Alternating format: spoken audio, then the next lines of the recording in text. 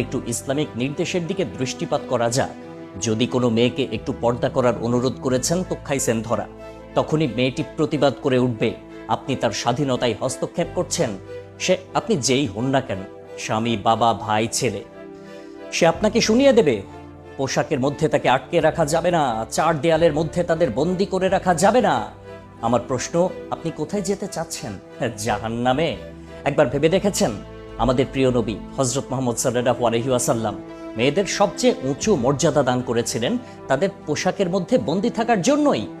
আসলে আপনাদের সৌন্দর্য যদি রাস্তায় বিক্রি করে বেড়ান সেক্ষেত্রে কারো কিছুই বলার নাই, তবে একদিন না একদিন আপনাদের জবাবদিহি করতে হবেই।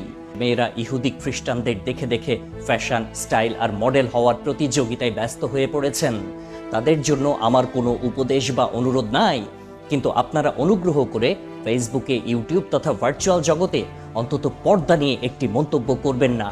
নিজেরা জাহান্নামের টিকিট কাটতেছেন, সেই সাথে অন্যদেরও তার জন্য আহ্বান করতেছেন।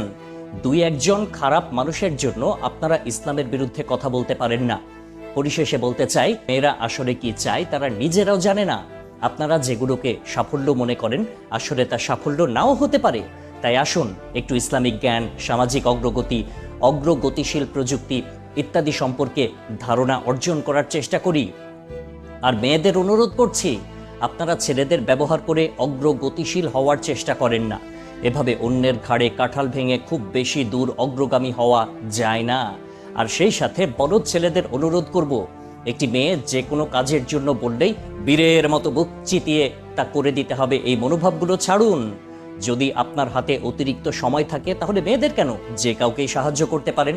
তবে ভাইয়ারা, নিজেদের কাজ ফেলে রেখে মেয়েদের জন্য সমাজ সেবা করা বাদ দেন, নইলে আপনি ভবিষ্যতে ওই মেয়েদের সাথে কথা বলার যোগ্যতা পর্যন্ত থাকবে না।